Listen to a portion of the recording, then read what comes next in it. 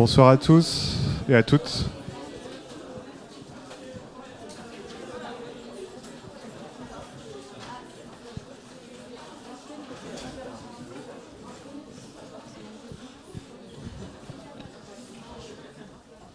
Bonsoir.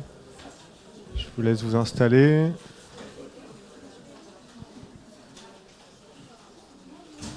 Bonjour. Bonsoir. Je prends la place de Marie pour qui me fait l'honneur de me passer le micro pour faire l'introduction. Non, je suis là un peu en représentant de la section design graphique parce que l'invitation vient de la section elle est plus orientée design graphique ce soir. On accueille donc Ghalia Elsrakbi.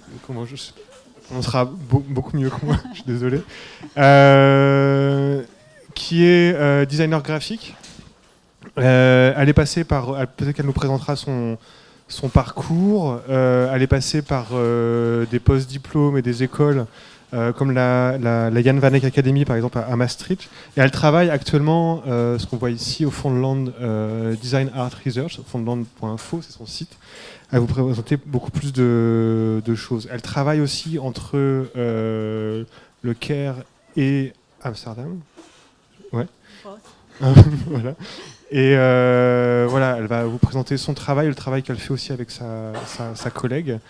Je fais la présentation là en français, mais la conférence va être en anglais. Pour la fin de la conférence, pour les questions, vous connaissez un peu le jeu. Vous pouvez aussi poser les questions en français, c'est plus facile. On les traduira dans la mesure du possible à Ghalia. Merci beaucoup. Thanks a lot to be here. And you can start whenever you want. Okay. J'ai rien oublié? Okay. Hello, everyone. Bonsoir. This is the only French word I'm going to say tonight. Thank you for coming and thank you for inviting me and hosting me tonight. I'm very excited to present and share part of my work with you, and if we have enough time, maybe also part of my teaching, what I teach students. So just to give you like a short intro about myself, my name is Ghalia. I'm originally Syrian, designer. I was born in Damascus and I spent my childhood in that great city, and I moved to the Netherlands after high school and I studied design there in different schools. I started in Arnhem, then moved to Amsterdam Sandberg Institute for my master, and then Maastricht I did a postgraduate. In 2006, during my master, I met Lauren. She's a South African designer, Lauren Alexander, and a friend actually. And together we, after we finished our master, we decided to work together. And we founded a collective called Foundland. And we are very proud that we still exist, you know, after all this time. So it was in 2008. So now 12 years. It's a kind of always a challenge actually to keep things going, collaboration between two people. But I think after those years, we are really proud of what we explored together, let's say. Of course, after time, you think maybe your work, if you look back 10 years, you think, maybe I should do it different and it could be better. But I think the real work was our collaboration and how we learned from each other and how we grow together. And also our ideas about design, what design can be and how we position design in our personal life and also in our communities, how we use design as a tool to understand what's really happening around us, but also to express our ideas and our thoughts. We have a lot of images, geo images, but actually I like this image a lot. It was a presentation we did together in the gemeenteraad. I don't know what's it's in French or in English. It's like the city council in Amsterdam. And it was the first time that artists and designers were allowed to actually present their ideas about what should happen in the city to the politicians. So I thought that was for us a really kind of nice moment that we are there also to be heard, and we can also like share our ideas and use our imagination to imagine a better living and a kind of a better future for a kind of a multi community. Very also important part of our practice is traveling and exploring like new places, talking to different people, enjoying like, you know, being lost in different cultures, and also trying to understand what could we do actually during those journeys and what we can learn from them. So we, during the 10 years, we really like applied for so many residency, which I really encourage you to do. It's very important to challenge yourself and place yourself outside of your comfort zone, just to, you know, be able to find new languages and also to get inspired by new ideas. So we did that. We started in Cairo actually in 2012, and we went to the United States, to New York, to Washington, D.C. We also went to Italy, Istanbul, and other cities. Today I will share with you different projects. Something started in 2012. It has to do with Syria, where I grew up. And as you all know, of course, you heard a lot about what's happened in 2010 with the Arab Spring and all the revolutions in the Arab world. And in 2011, things started in Syria. Suddenly, I was confronted with things happening around me in the news, and I was asked by an art institution back then to give a presentation about what's happened, which I found it very challenging, you know, like what to say. I'm not a politician, I'm not a real activist. So I started to look back into my collection and also try to see what I can find on the internet about what's happened. And actually the really beautiful journey started from there. This image actually resembles it. Like I lived in Syria during the 80s and the 90s, where the father Assad, like the one on the picture with the beautiful sky behind him, and then the Bashar al-Assad, the president now, in the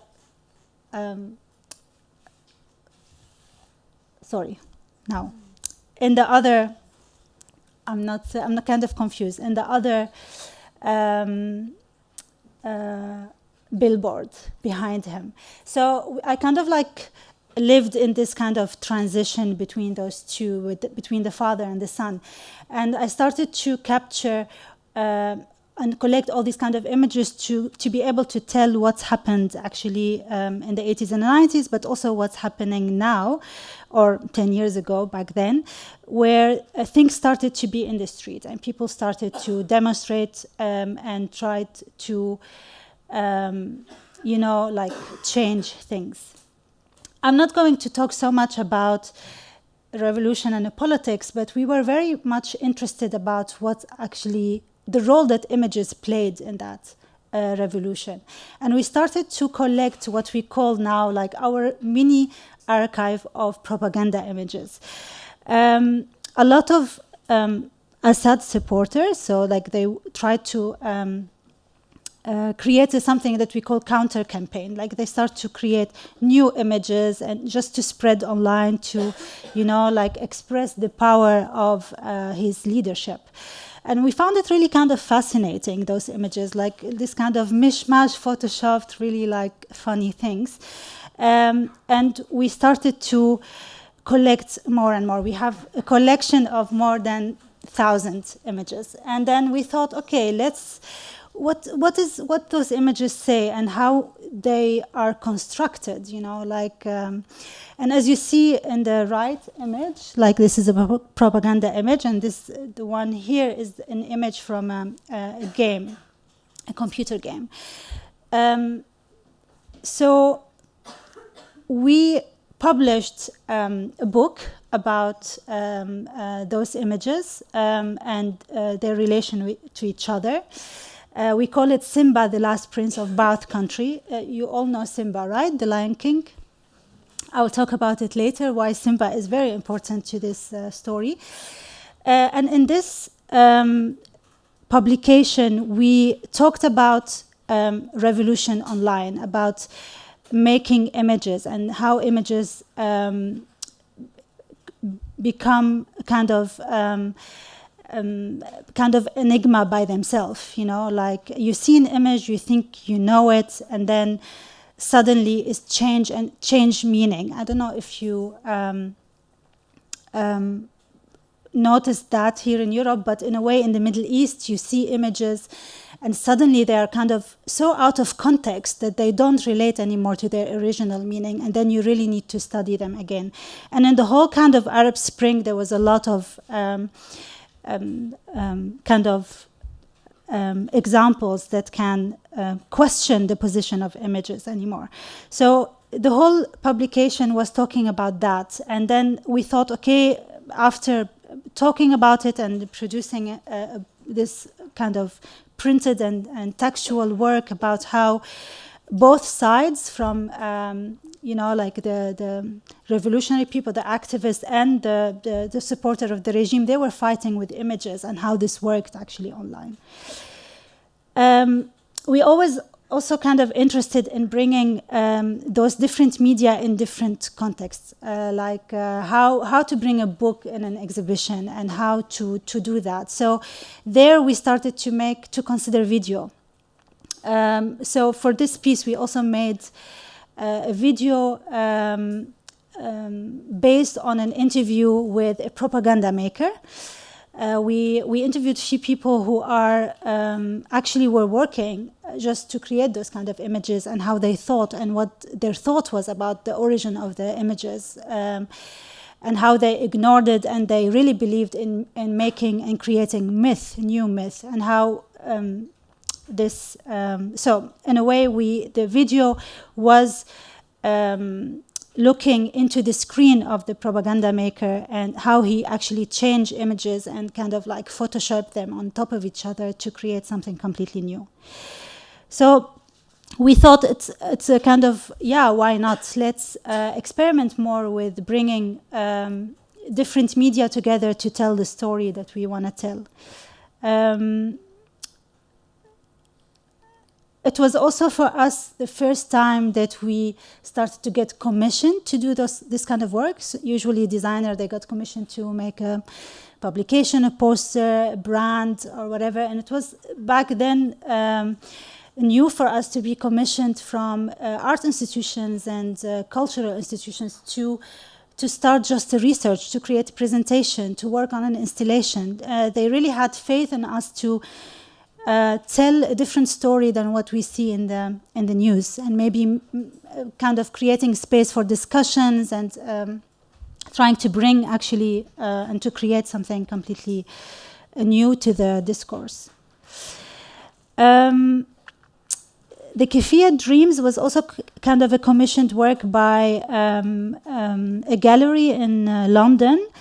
They saw our work, and we published also a text about the role of cartoons in the revolution, and they asked us to actually, they give us time and money to create a new body of work from this research. So these images that you see are images we collected from like graffiti artists who started to draw those kind of cartoon characters, mostly Disney characters, on the walls of villages in Syria, and they were hanging, like having like the Syrian flag, the revolution flag, or like banners say freedom or other kind of like slogans. And we were really kind of fascinated by this, like why those cartoon characters, and why? Like, let's start there. We didn't know. Like, they are so out of context to be also placed in such a political context. So we started following like different things. We started following activists who worked, who were actually publishing things online. and working on reporting what's really happening inside the country online. And we noticed that most of them had cartoons avatars as well. So you never knew their real identity. You always knew their personality. It becomes so absurd, like when one of them was arrested and he died, that everybody was posting his character, like Mowgli from the Jungle Book, kind of in a mourning. So suddenly this image of Mowgli changed, and now if you put it, or if you ask a Syrian person from that generation about it, they will always think about this moment when we lost this kind of guy. So images started to change. So we thought, let's go back in history and see where, if actually cartoon and politics did intersect. And it was a moment, it was in 59, in 95, sorry, when The Lion King was introduced into the Syrian cinema. It was a really kind of a historical moment, because in Syria, American film were not allowed in public cinemas. So everybody was surprised that suddenly we have a Disney film. At that moment, nobody really understood why this film, and we liked it. We went to the cinema actually a few times, but now looking back, of course, it's the only allowed film, because it's completely supporting the discourse of the regime. You know, you have the father; he's like the leader of the jungle, and then of course Simba, the new king, and this is what they wanted. They want us to believe this myth that actually the son can lead. So what's the best than a cute cartoon who could actually represent this kind of methodology, like this kind of ideology? So there we thought, okay, this is really kind of important to talk about, and to bring to people attention about how powerful images are, and how can be like out of context. I don't know if you read Mitchell, Iconology, and how he described like those images as enigmas and problems to be explained, but also he described them as well as characters on theater. So they change. So the image is not only it's not fixed. The meaning of the image is not fixed. It's changing through time.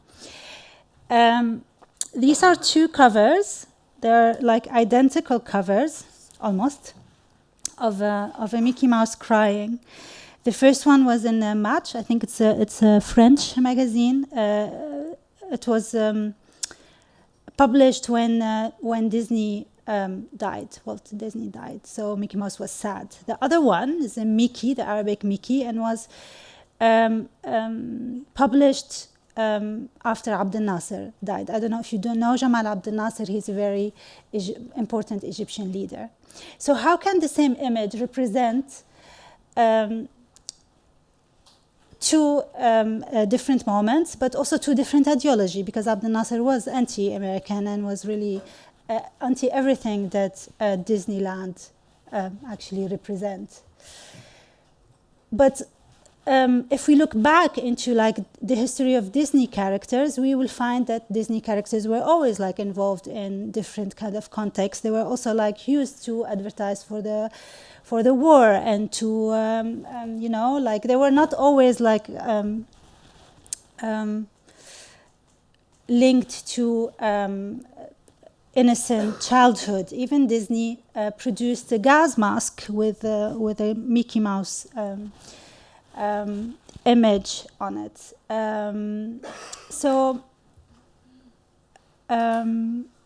Also, like, you know, like using cartoon to, you know, like kind of polarize the discussion. And of course, the Nazis are the angry cats, and the Mickey is always the hero. So it's kind of like against Nazism. But you have the other Mickey Mouse on the right, which is Hamas Mickey Mouse in Palestine, which he always like praise a Palestinian revolution, and is kind of like anti-Israeli government. So again, here Mickey Mouse is like kind of in a contradiction, or like in taking different positions. Oh yeah, this is Mitchell quote. Like, it's a kind of images are an actor on a historical stage, a character endowed with legendary status, a history that parallels and participates in stories we tell ourselves. So images really change meaning and through time, so they are not with fixed meaning. So going back to the keffiyeh and this commission to design a new keffiyeh, which we found it really kind of interesting that this is kind of a piece of cloth used by Arabs to protect themselves from the weather, by farmers also to collect things in it, but also to protect, mostly to protect your head from the weather, the sun, but also the wind. And with time, it became also a way of identification, like to know from which tribe you belong to, or even your social status can be kind of identified from the pattern and the weaving. Slowly in the 60s, it's become part of later on, the 60s, 70s become part of become a political symbol, with Arafat also wearing the scarf as a kind of Palestinian map. I don't know if you know the story, like he always have it on the side, like having the Palestinian map shape.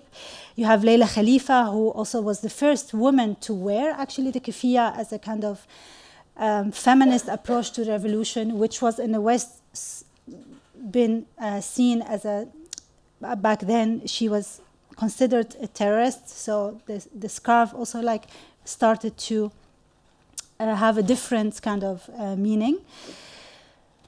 But it became a kind of also graphical symbol on a lot of posters, book design, especially in the 70s, 60s, 70s, and 80s in support of Palestine.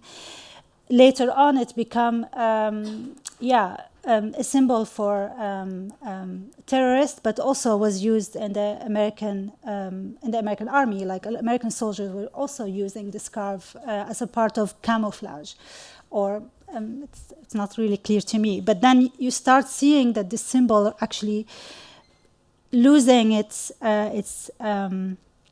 definition, or changing its definition. Also being part of, I find the graffiti of Anna Frank wearing the scarf also really kind of interesting, but also many Israeli fashion designers use it as a kind of, trying to, hijack it as a fashion symbol. So taking all of this in consideration, that was actually our proposals of the scarves. We based them on, so we produced 4 scarves, and we thought, okay, those scarves are going to talk about the revolution, how we experienced it, like in the last, when it started in 2010, and on the role of taking also cartoon cartoon characters as a starting point to express the different stages where this revolution happens and how it's changed through time. So the first scarf was called the Revolution of Unexpected Heroes. And there we gave a tribute to all the activists that were involved in the revolution, and we used their personalities, their hidden personalities on the scarves, because they were the unexpected, unknown hero of the revolution. They were not the politician. We didn't have political leaders. We didn't have anyone to follow, but those people who are the one who really sacrificed a lot to at least start something. Now looking back, we think, okay, the revolution didn't win, of course. A lot of things happened, but at least things changed. It will take time till it become better, but something happened, and those people were the first who to question and to encourage this kind of movement.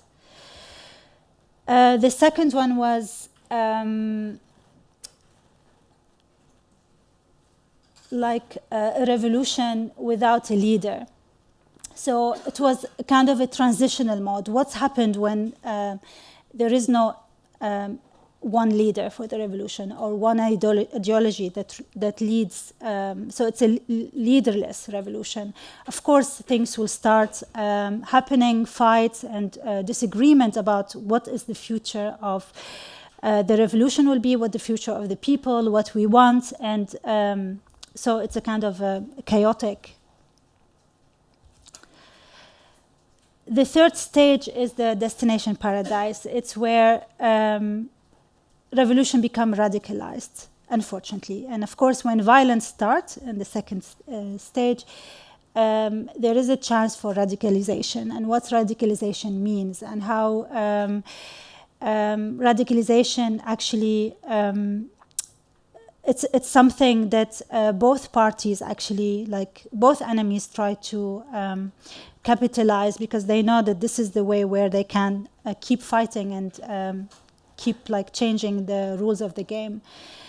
In a way, the whole kind of like characters that you see on those cards and the text, and it was also kind of like part of the research we did, and we find a kind of a visual way to represent it again in a design. You see some kind of elements coming back, like the Mickey Mouse, who actually like kind of a character that also change position and change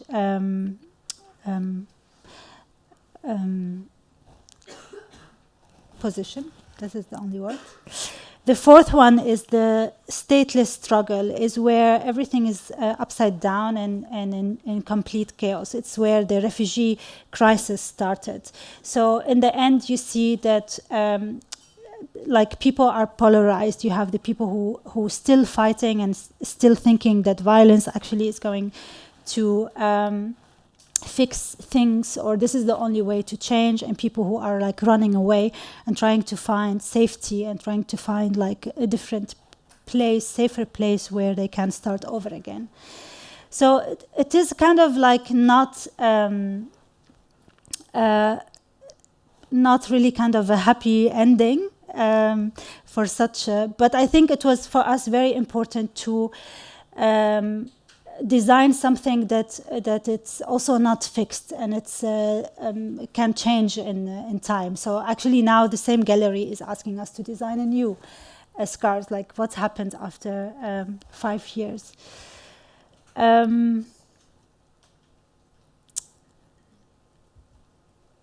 So it is kind of become kind of a part of our way to collect things. This is also why I wanted to talk about the role of archive, and also designers as collectors and archivers. Like you need to start, consider yourself someone who can read archives in a different way, but you can also start your own archives from personal stories, things around you, but also like trying to enter and work with archives and see what you have to say about them, because you are always like we found it very important to tell different narratives. Archives are really kind of open for interpretation, but some of them are really, especially like in the Middle East, that the archives who are controlled by the state, for example, they are really always presented in a controlled narratives, in a controlled stories, and it's always like good to challenge the story and present new narratives. When we talk about archive, we also talk about or collecting things. We talk about how we also lose things, and this is a very personal project we did after it was in 2014, when my family needed to leave Syria. All my family in a sudden, like it's become very violent there. It's very difficult to stay, so all of them, they needed to leave, and things changed. So being me, the one who actually left the house, the only one who lives abroad. Now everybody is living somewhere. And I remember a phone call with my grandfather, and he told me, I was telling him what he's doing, how he's doing, and he says, well, the Friday table is empty now. So because we used to meet every Friday to have a dinner or a lunch together, and suddenly no one is there. I found it very moving, and how one, like when we talk about war and conflict and we see it in the news, we think, yeah, it's terrible and a lot of things happening, but in a way, on a micro scale, it's really affecting every family, and it can happen to anyone. So this work is really representing my family Friday table, and how we used to sit. We had a really like a fixed place for each member, and who's left and who's there. So you see, it's a kind of visualization of each plate, and each graphical plate represents a specific family or a branch of the family, and where they are now, where they left, and the one who's still there, they had a porcelain plate on the table.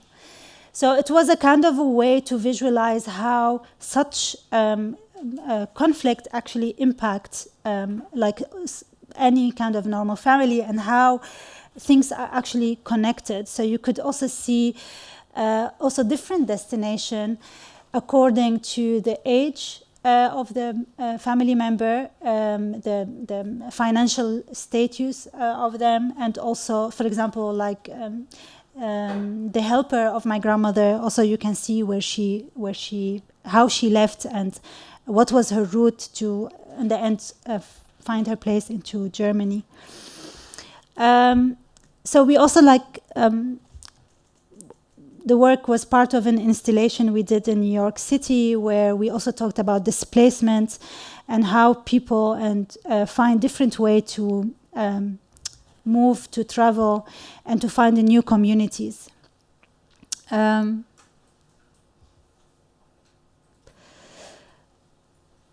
Is it okay so far? Okay.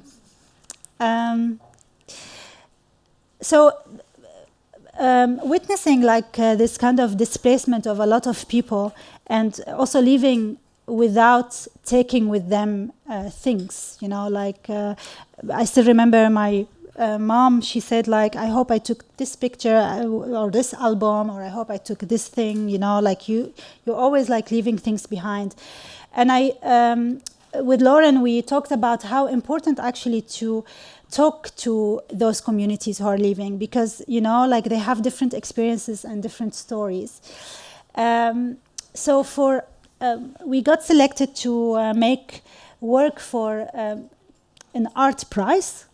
It's a very important art prize in the Netherlands called Prix de Rome. And I think we were the first designers to get invited to do something for Prix de Rome, which was by itself a very revolutionary moment, because they're very old traditional art prize. And this is also something we like to position ourselves, that we are between design and art. Some people consider us doing artistic practice, not design, because it's not applied, and you cannot really, you're relied on funding and on institution to commission you.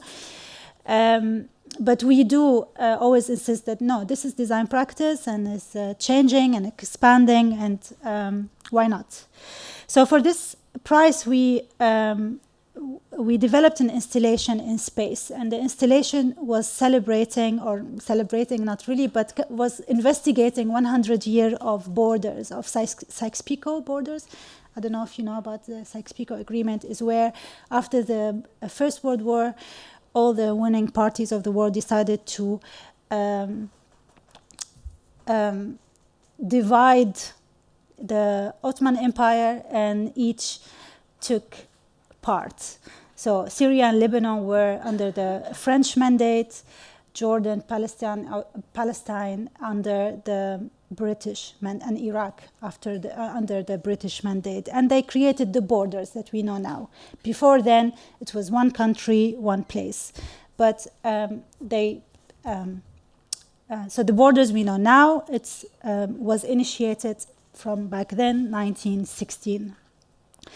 So talking about this 100 years and what's happened in the region, and of course you have the historical narratives and the narratives of the colonizer and the narratives of the state and all like kind of different stories, and sometimes they do, they're aligned and sometimes are not. And we thought, okay, let's do something different. Let's ask someone else, like normal people, what they think about it. And we choose my dad. So that was the first time to work with a family member, though I don't recommend it, but it was fun.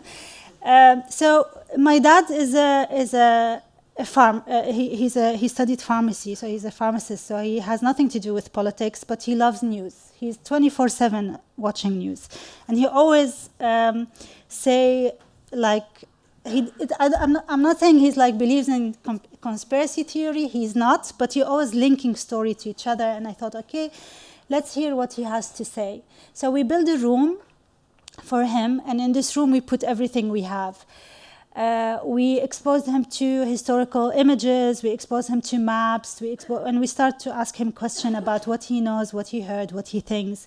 So we had, I think, 16 hours of tape.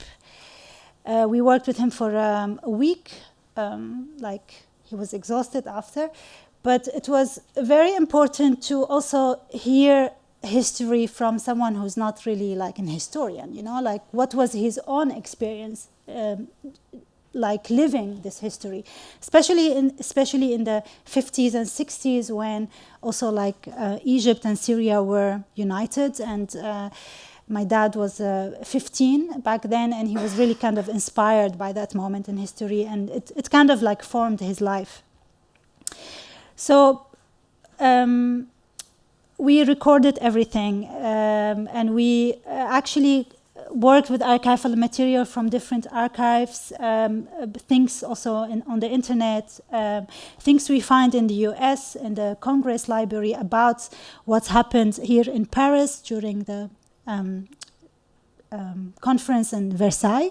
It's a really important place, and if you hear the story of that conference and the conclusion of that, the Paris meeting concerning the region, and also the transcripts of the meetings happened in that moment, you would be really shocked. But anyway, it was really interesting to go back in time and to see that. So the installation have different pieces. One piece is the video, the hanged screen you see in the back. And in this video is like this kind of different scenarios that my dad is speculating about the future in Syria. And those speculations were built around like all these kind of questions we had about the past and what, you know, connecting the past and the future and what will happen after 100 years. So using this kind of archival material and his voice, after 16 hours of tape, we scripted 15 minutes only, and we recorded it in his voice later on. So this is his story. This is his kind of manifesto. And we choose not to show his image in the video because we wanted the audience to be kind of confused. Who's talking? And it's exactly what's happening when you hear all these kind of experts talking in the news, you know, like all these kind of, you know, scenarios about the future and what's going to happen. The floor of the space was inspired by it was actually the exact space between Cairo and Damascus, the place where he moved in between and he lived his life. And all the icons were graphical shapes were inspired by how the flags that was introduced by the French mandate in Syria, because there was, I think in 1923, 24, there was a project to even divide Syria to smaller pieces. And, you know, like divided according to religion and ethnicity. So they had the state of the Druze, the Christian, and Aleppo, and so they wanted to divide it actually more. So the graphical shapes of the flags, or the proposed flags, and actually this proposal was the first, like when they presented the designs of the new flag to the people, it was actually the first moment where Syrians started to think we need to revolt the French mandate. So it was actually the moment. It was really nice to see that it started by designing flags. We also, because we, like, since the revolution started, we were also like collecting maps, all the maps produced about the conflict, because we believe about the subjectivities of maps and how they are presented as something very objective, but they are very subjective. And these maps, they always present the fighting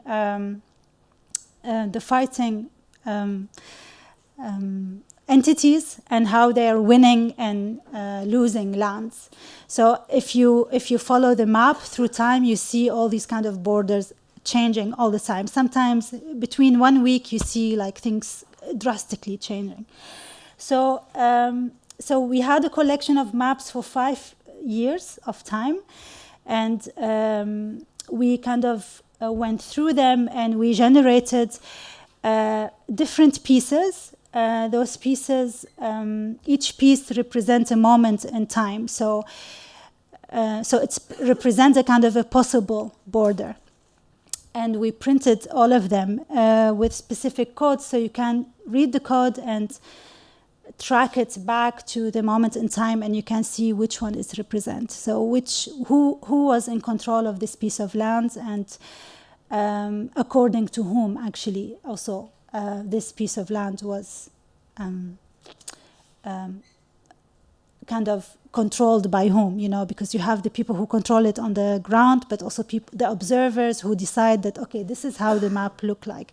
And actually, to be honest, if you take all these maps and you put them on top of each other, even the border of Syria itself, you know, like the official border, is changing all the time. So like there is also not even one, you know, like it's always this line, the graphical line change because, you know, like little details. So we created these pieces. There were almost 98 3D printed pieces. Other collection of maps also were represented in other parts of the installations, where screenshots of refugees crossing the borders through the sea. So they had, I don't know if you know, like they usually follow, or they are part of network of like WhatsApp groups or Facebook groups where they support each other during this journey.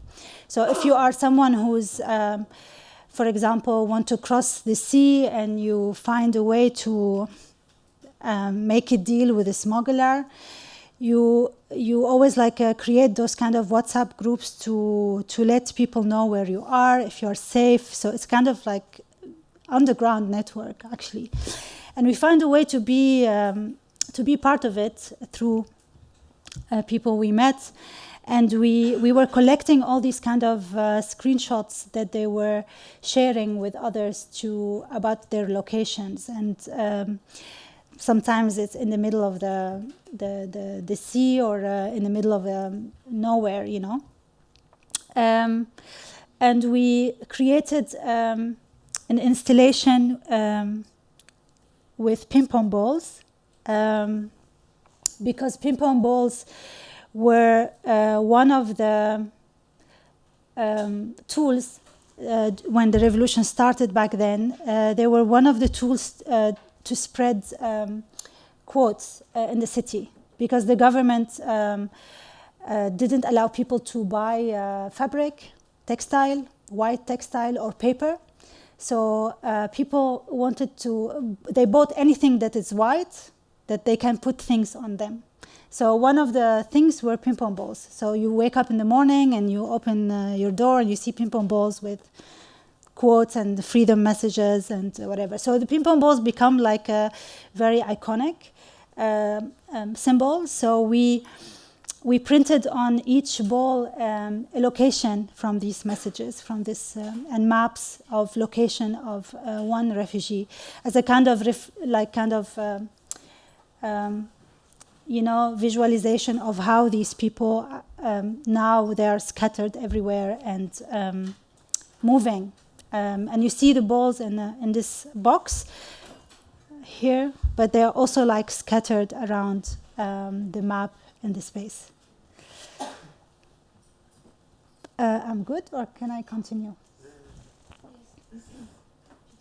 15 minutes, okay. So, are you fine? Shall I go on? Okay.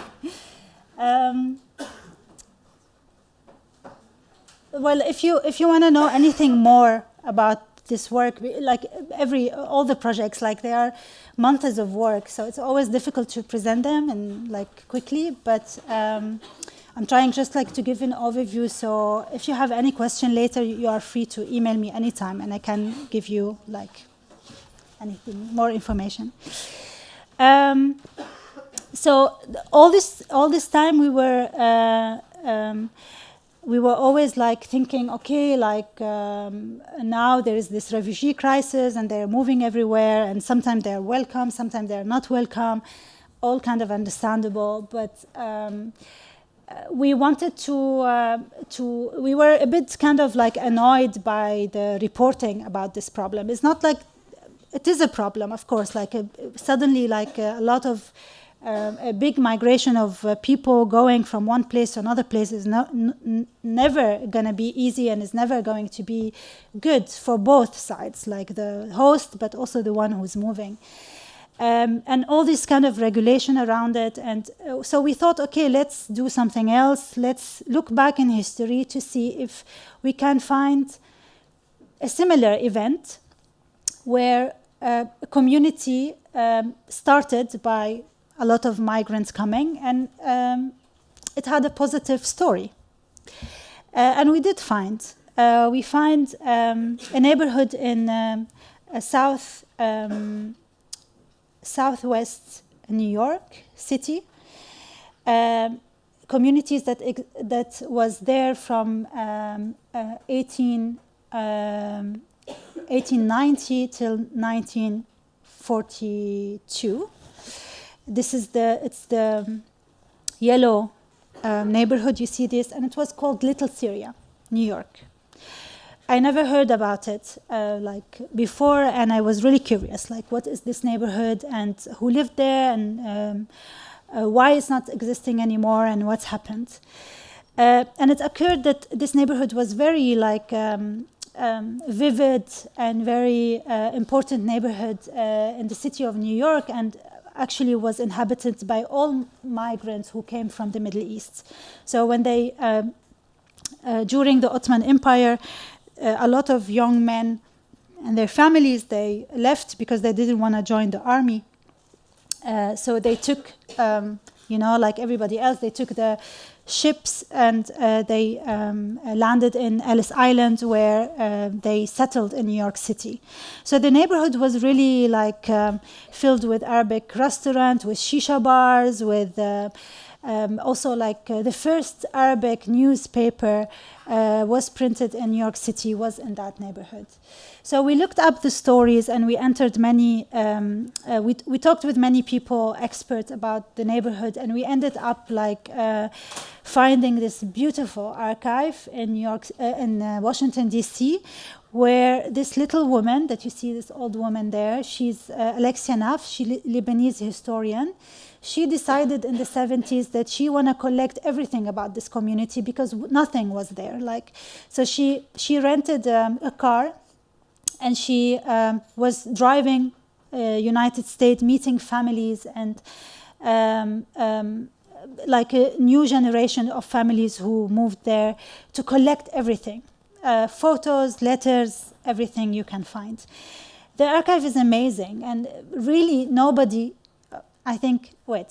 nobody is really, maybe 5 researchers ever touched this archive, so it's a kind of pure. Nobody had, it's not like it's not accessible, it is accessible, but because a lot of things are in Arabic, it's very difficult to find that researcher that they want to go into it, and it was not publicized, so people didn't know that this archive exists. So hundreds of photos about families, maps, journals, articles, art journals. So this journal you see, it's an art journal. Newspapers in Arabic. The first actually, letterpress in Arabic was actually in New York City, where they printed this magazine. But also a lot of family histories, where we found this story about this couples, Amir and Adla, musicians. They used to travel across the state and sing in Arabic. And we were really intrigued to see this story, and we decided, okay, let's, each time we go to the archive, we focus on one story and see what we are going to do with it. So Amir and Adla, they are Lebanese, who lived during the 30s in Palestine. And they worked in the radio station, where they performed songs and in the radio.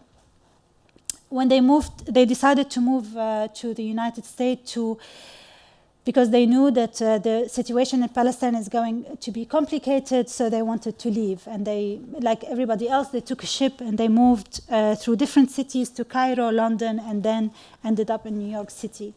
And they had a really a wonderful career as musicians. We found really a lot of evidence about their parties, performances, recording, but not their songs. They were really difficult to find. So following these stories, we thought, okay, what to do with all this? Nice story. So we write about it. So we felt really obliged, even not being a writer or writers, or even that we need to share what we found. So we started to organize something we called hafla, or gatherings, with different communities. In different cities. So we went, it was in Cairo, it was in Sharjah, in Beirut, where we started to tell the stories, with people interested to hear about these communities. And then by accident, we found recordings of the songs by talking to some people. And we found texts, the written text of the songs. So we thought, okay, let's record those songs again. So we worked with musicians, Syrian musicians who were living in Amsterdam. So they are also refugees, also left because of war, like Amir and Adla, and we recorded those songs again. And we give them the rights, actually, to, we talked to the museum and we gave them the right to perform those songs also again. So we find it as a kind of a nice way to activate this archive and the story again. And we produced the movie. So actually, it was a video piece trying to talk about the story of the couple, but also bring it into a modern time. One of my teachers, when he saw the movie, he said, okay, actually it's a book in a video. So it was clear that the one who made the movie is a graphic designer, is not a video maker, because, every frame is like a book spread, he said. It was very, very nice critique from him, and we thought about it for long, but it was right, actually. Because suddenly this video was shown in a film festival, the Rotterdam Film Festival, and then when you see it on a big screen, and when you think about time and music and everything, you think, okay, yes, you can see clearly that we are not filmmakers, that it's a completely different way to tell the story. But actually, our way to tell the story interested a lot of people who were working in cinema or in video making. They told us it's a kind of a new way how you put images together, how you maybe confront the audience with the relationship with images that they didn't thought about it before. So these are some screenshots of the video. We also we collaborated with a 3D 3D animator, also to create like the 3D environment of the movie, because the movie follow the couples moving from city to city, and you can see the renderings in the background created from also like historical footage from Google Earth.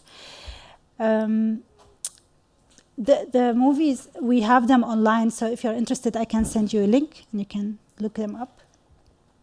And this is where it was presented in an installation in different places with a big mural presenting the two worlds that those couples belong to, the old world and the new world, and how their life actually like kind of summary of their life and journey.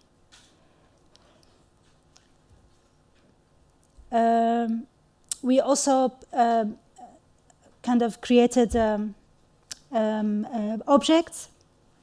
Each object also contain a different part of the archive, different part of their stories, talking about different generations and different kind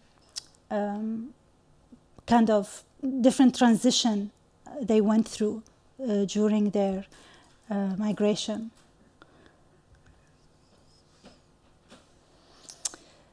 And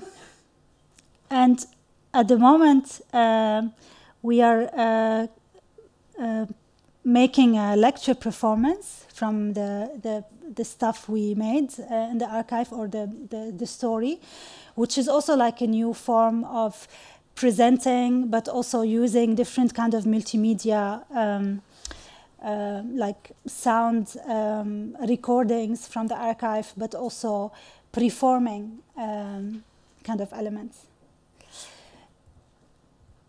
This is the last one I'm going to talk about. This project started in 2014. We asked a small group of Syrian refugees to draw the map of their houses, how they remember it. It can be any moment of time. It can be recent or something in the past. It can be telling anything they want. So it's kind of trying to capture a memory in this drawing. And this collection actually grew. Like, we have now a piece of, I think, around 40 map. It took really a long time to collect them, because we tried to also like build a relationship with them. Like, it's not like, okay, you are a refugee, so like just draw us a map and that's it. No, they usually become friends or people we collaborate with or we work with. So it's a kind of like work in progress. And through the years, we presented this collection in different time, and each time something else changed in it or it's been added. So the first time was in a gallery in Amsterdam. We presented like a few of them with a video piece using one story of a friend. His name is Maher. He also like actually sound engineers and an artist that we collaborate with, and he's a Syrian refugee as well. We asked him to also draw a map, but he asked us if he can record it. And we say yes, and suddenly the recording or the film become also a piece by itself. So he used the map to tell us what's really happened during the war, when he was still there, and how the relation to the house changed, how the family actually started to use the house in a different way, and rooms that they were not important or insignificant, or they become the core of the house during that time. And there we thought, okay, actually in what we are doing, what started as a kind of an exercise to capture memory and to build a connection with this community, to talk and to give them like, to collect kind of a story, become actually deeper. It's something that also reveal the role of architecture actually in those kind of situation, our relation to those places, what's happened to this house. So we started to investigate more this approach, how you could locate memories and how you could actually use architecture to reconstruct memory again. And is this memory right or wrong, or is it fiction, or is it an illusion, or what is it? And we went back also again in history, and we find like different examples. So for example, this one is, I don't know if you know this diagram, Temple of Time is created by Emma Willard in 1846. It's an great example of something that they call memory palace, and how actually she put a kind of she used the building to build a kind of a timeline of poets in a kind of a temple structure, because in her opinion, the visual structure of the building helped how we actually memorize things. We also investigated new technologies used by archaeologists that they want to rebuild spaces like ruins, and how they do this, how they are capable of reimagining those pieces like the ruins into buildings again to understand what's happened, and the use of 3D printing at the moment to so they scan the ruins, and then they print them in small pieces, and they use them as Lego to reconstruct the building. And when they figure out the connection between the pieces, they go and reconstruct the building again. So it's a kind of vice versa between how to use the ruin to reimagine how it was before, or to kind of take the data to be able to imagine the story or what's happened.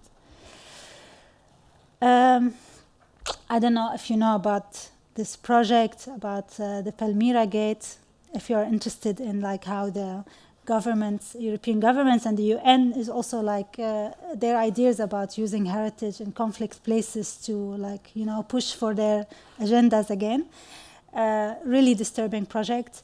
But also I advise you, if you are interested in those kind of topics, to also see the work of Noor al-Badri and the story of the bust of Nefertiti, that she also hacked the 3D data of the bust, and she printed the bust again, and also she, published the data as a way to reclaim the bust and give it to the Egyptian people again. So we were actually interested in all these kind of intersection between memory, architecture, technology, activism. So we thought, okay, let's follow those routes and see what's the project, how the project will develop. So at the moment we are deconstructing again the houses, the drawings into 3D shapes.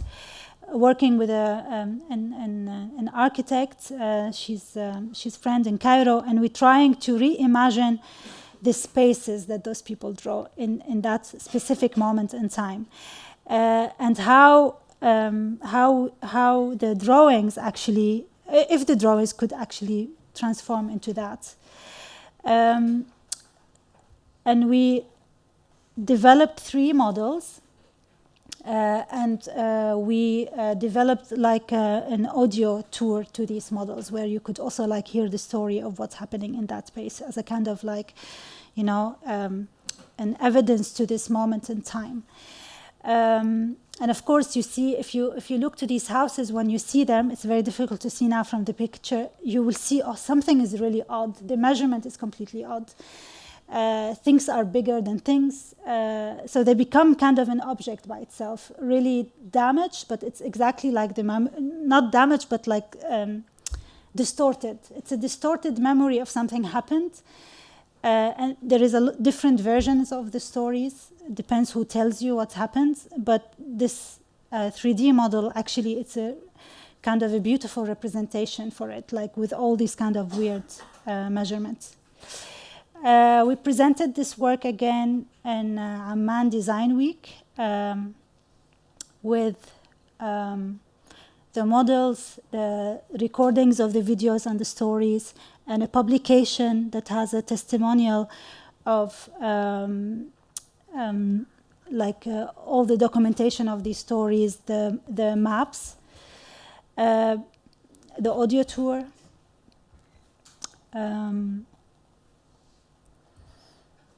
Yeah, it's also available online and printed, so if anyone is interested in getting a copy, you can also email me. Maybe I can send copies to school, to the library. So you can find the maps inside the publication, and there is a little number where you can find what it is, because all of them are in Arabic, handwritten. You can also see like an extract of the interviews and them describing how they experienced the places and the house during the conflict. Okay, I'll leave it here. Yeah, it's too much. Thank you.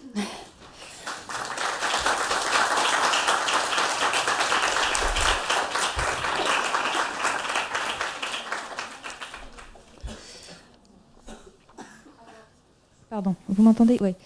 J'ai le micro, donc n'hésitez pas à poser des questions, comme l'a dit tout à l'heure Camille. S'il y a des problèmes d'anglais, on peut faire la traduction ensemble pour poser des questions à Ghalia. Quelqu'un veut le micro?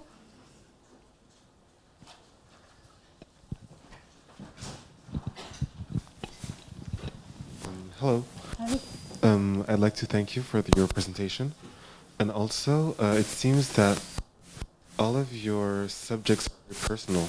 And I was wondering how it works to work on things that touch so much to you with another person. Like, do they have the same heritage or stuff like that? Yeah, thank you for posing this question. When I was a graphic design student in Arnhem, I remember hearing my teacher saying to another student, it's too personal, your work. I cannot grade you. I cannot critique you because it's too personal. And it's really, this sentence was with me for a long time. I was troubled by it.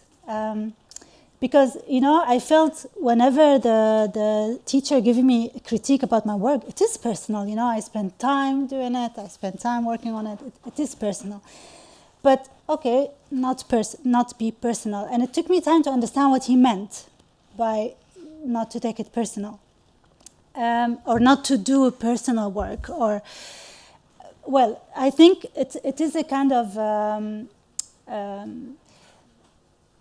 something related to design history, or if you look in design history, European design history, that like design has a different function. It needs to be applied, it needs to be, you know, it's not about you, it's about the message that you want to convey. It's about what you want to, like what's the client or like the one who commissioned you to do work want to say. It's about the material. So you are just like someone who try to be invisible as much as possible and try to, you know, help this information find its best way. And I think this is great and it's fine. But through time, we wanted to say something else. Like me and Lauren, after finishing our master, we thought, okay, let's try something different. Let's try to use our skills to tell different stories. And the only way and the only honest way was for us to tell stories who are surrounding us. It was difficult for us to talk about something far away or not really touching our lives really somehow. But it is dangerous. It is very difficult. You need time to practice how you don't really become too emotional about it. So the problem is not being personal. The problem is being too emotional and too close to it. So this is why you need to always to reflect, always to practice self-critique, and also to work with other people who can always like help you position your work in a different way. And I must say, like me and Lauren, because we have this combination, you know, like we have, we also worked on projects related to South Africa before these 10 years, and it was always it was always like trying to find a balance between what's actually worth saying and what's it's not, like because when you are in it, it's very difficult to make this judgment. But it is nowadays, I tell my students to be personal, because we need to be close to the stories we tell. We need to tell different things. Like it is changing. Like I didn't have the time to talk about Cairo so much, but a city like Cairo, where you have so much of detachment, from history, detachment from ideas about the future, it become our way to even educate design, to be personal again, to find those stories again. You cannot. I was telling them. After 6 years of teaching design, I realized I cannot really teach posters design in a way in a city that they don't really hang posters in the street, because posters disappears, nobody look at them. So why we need to teach poster design? We need to always reconfigure what design can do. And in a place like in Cairo or in the Middle East, design can tell stories, can create different narratives, can reactivate historical stories that we know nothing about because it was hidden so much. We can project for or speculate the future. It's a different context, so design needs to be personal there. Too long answer, but I hope I answered you. Did I? Maybe I will just ask something myself. Following this question, I have, for myself, I'm not a graphic designer, a quite traditional vision about graphic design, and you are moving a lot the boundaries of this practice. And for me, it's going toward contemporary art, well, from my perspective. So so it's interesting because it's in between. We can see the knowledge of the graphic design, but as well the art of the storytelling, and your interest with archive is the base of the work maybe, and that is very close to a part of contemporary art and visual art. Yes, it is. But in a way, like if you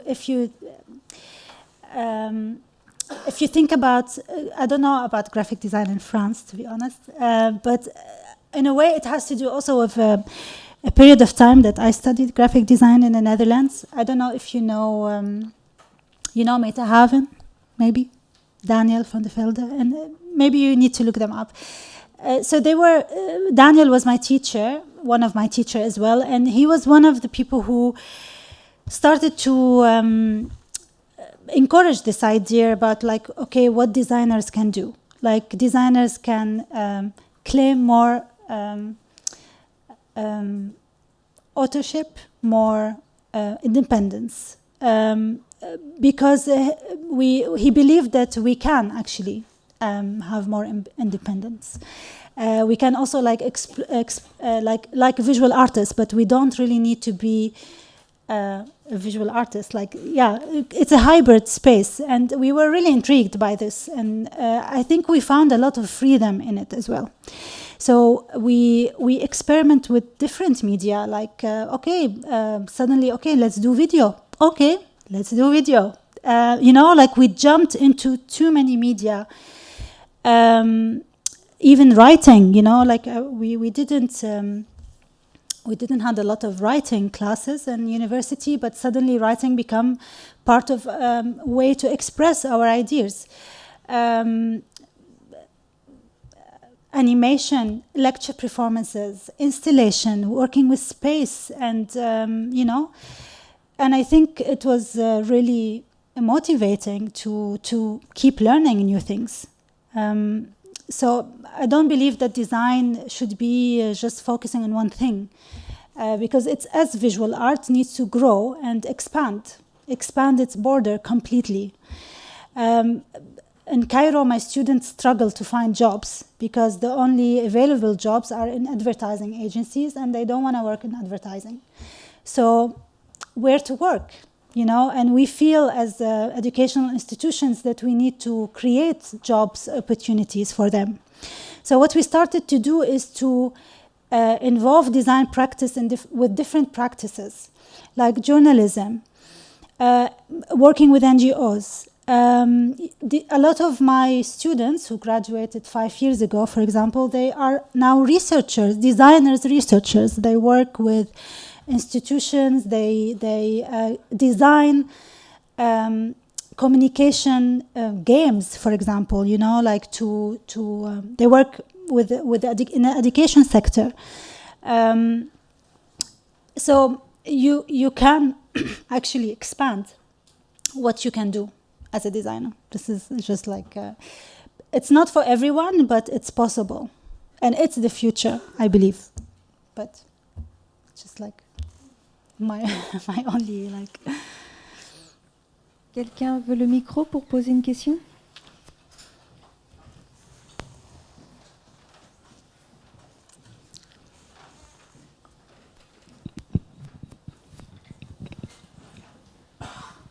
Thank you very much. I was wondering if it's possible to hear the songs that you have re-recorded somewhere.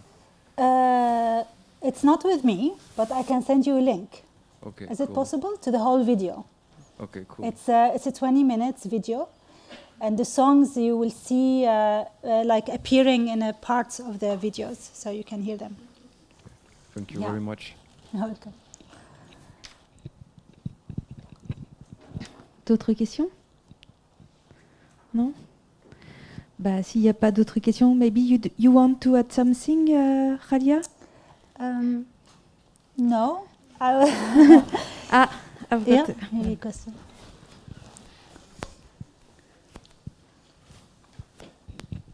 I was wondering about the images that were taken out of context in Syria. Do you feel it's the same in Egypt and in Middle Eastern? Yes. Yes, a lot. It's all out of context, actually. There, it's funny. Yes, like it's like when I don't know if any of you visited the Middle East before? Turkey? Okay. Huh? From Iran. Okay, yeah, kind of similar maybe. I've never been in Iran, but maybe more closed than Syria. But yes, like in like the influence of imagery that is produced in the West is really big. But the understanding of what these images means in the West is completely missing. It's not only missing, it's not really interesting for people to know. So the images they have like their own lives and their own narratives. And it's this combination, if you track those images, is really actually really funny, because sometimes you find them in the weirdest context ever. That if you know the original meaning of the image, you will find it really fascinating. And as an image producer, and I think designers are image producers, we should be aware of that. We should be not to stop it, because we cannot stop it. It's beautiful that's happening, but also to understand when we make an image, it's the future of this image. It's not fixed. Everybody can change its meaning. It's also like a piece of video. You can put different subtitles and you can tell different stories. So photographs and videos are not holy.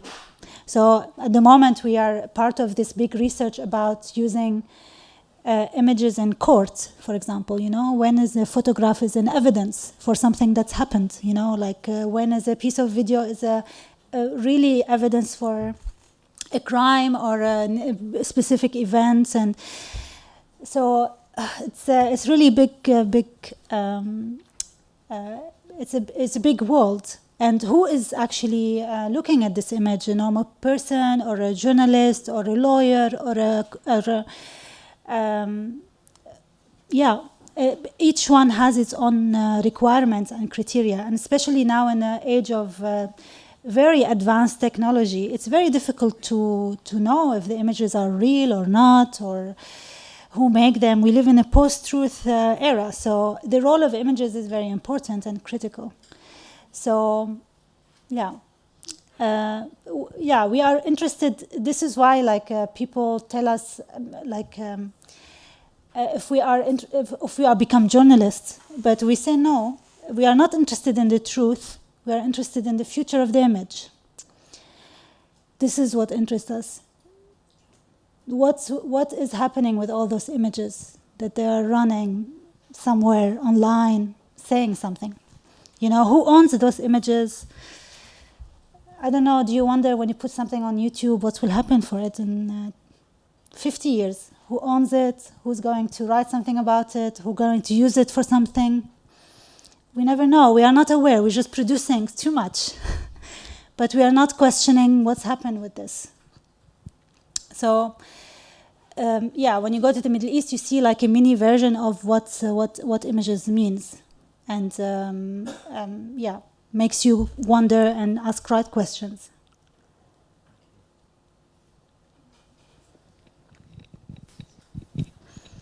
I want just, first of all, thank you to be here and share with us all the projects. I want just come back for the project Revolution of an Expected Hero. Mm-hmm. I want just what's for you, what's important for the presence of symbols and a project designer project in general. What symbols mean for you personally, and there's I don't know if there's a message behind all that and all the representation of your project in general. Mm. Well, the main thing was about trying to underline this confusion about those icons. So starting from using these cartoon characters on a keffiyeh scarf to begin with, starting with questioning the keffiyeh as a symbol itself, What does it mean and why we need to design a new one, and can we or can we not also change the pattern and make it something else? And also use it use those scarves as also trajectory, to an event that it's also not fixed and is changing. So you can recognize things. You can decode it. It's a code. So yeah, well, to ask me again, would we design it in the same way now? I don't know.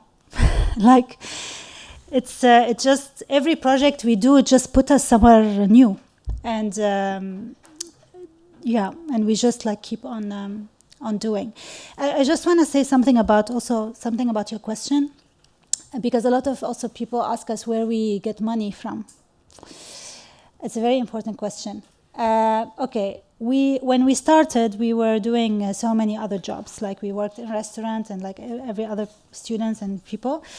And also we worked in design studios, but we kept some time free to work on this collaboration or this collective. And until a moment we decided okay, but let's invest more than just time. And we published few texts in publications, and we booked an appointment with a curator, and we tell them, two curators, and we tell them, listen, we want to exhibit this work. And we are going to fund it with our spare money. And when they saw it, they say, okay, fine, it's ready work for them. You just, and they put it there. And since then, we started to get commission. So it worked. To have faith in what you're doing and put it there, find a way to put it there, put it online, and it will happen eventually. You're not going to be rich, but it happens. So it's a kind of unconventional design practice, what we call it, but it happens, and you always need to juggle things. But first you invest. and then they start to trust that you produce something, you are capable of finishing your work, putting something substantial there, and they trust you. Then when you ask for money later or you get commission, they trust that you are going to deliver. So it is also kind of a business model in it somehow. Sorry, do you have, how to say, a more commercial practice in design? I mean, like print or your partner, your colleague in the project? We used to do, not anymore. Now we are focusing on this and teaching. Teaching is also like a way to involve in research somehow. And also to work on these kind of questions. So Lauren, she teaches in the design school in The Hague, at the Royal Academy, and I teach in Cairo now for 7 years, it's a kind of a challenge as well, because it's not easy to teach, especially if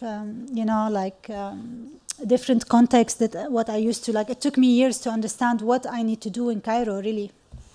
Now I kind of have an idea. Like, it's not always easy to build really like design programs that could function in place. I don't think anybody in Cairo, like, you have those design programs who are copy-paste, from a Swiss design program or a German design program, or like they're embedded there, which is fine, but it's again is out of context. You need to build a program that actually in relation with the place and people and communities there. So we're trying to do a different thing, but it's not easy.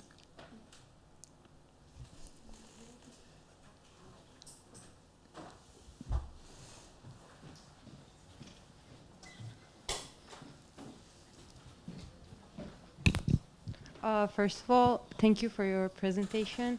And my question is, like, what kind of art would you think you'd do if you weren't from Syria? Because me, like, as a Middle Eastern, also, I feel like sometimes like politics affect our lives, our daily lives, much more than Europeans. And I find myself under the influence sometimes, and I wonder, like, what would I do in art if I wasn't from Turkey, or, yeah, like that. So that's my question. I don't know. I don't know, really. Yeah. It's a very difficult question. Sometimes I think, sometimes I wish that, yeah, I think it's very difficult to say now, but in the past, I kind of had the same struggle. But I think now, then you need to come with peace with who you are, and which world you do belong to, and find and do the best out of it. Because it's not a conflict in a way; it's a kind of a privilege, and like, we always been also like not only your national identity, but also your gender, for example. Like, it's very important. Like, I think being a woman and in all these kind of contexts, Europe and the Middle East is also kind of different. So I think, yeah, I don't know. I cannot imagine it now being someone else, because it was a moment in time that we both embraced it.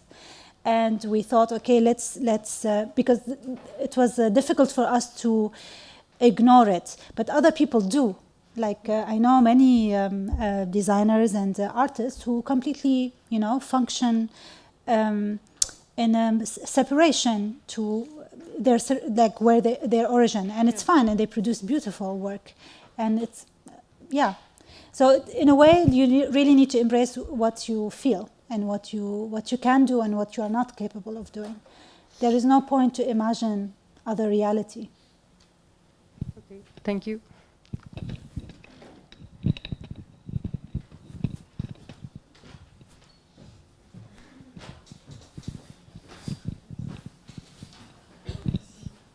Thank you for coming and for the presentation. It's a bit of a similar question. I was wondering, since you do design that is going towards contemporary art, and that's something new, do you have artistic references, or are you just doing your thing? And I mean, was there people that influenced you on going that way? Yes, like some people do, but they are not artists actually.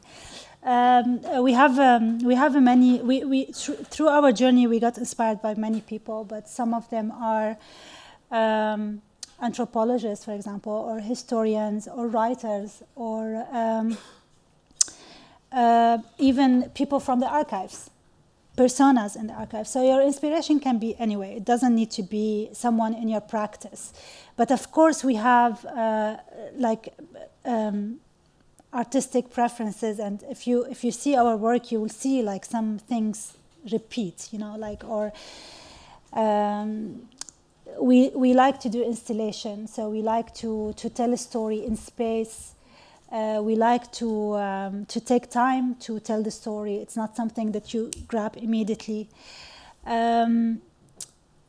We like to also work with group of communities. So we worked with refugees, sans-papiers, like people without. We worked with also a group of historian or activists who trying to save the remain of Little Syria in New York. So we like to place ourselves with other people, because I think we learn from them. And we develop this kind of, they inspire us because they tell the story in their way, which is actually so simple and so meaningful for them that it's actually learning process for us to not be like this arrogant and say, yeah, we can tell it the best way. Actually, no, they can tell it better. But working with them is always like good. So we try to do that. Yeah, I don't know if I answered, but.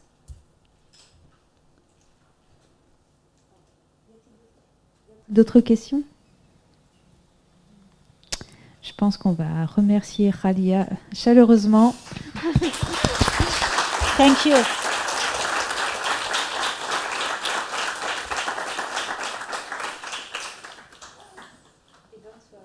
Bonne soirée.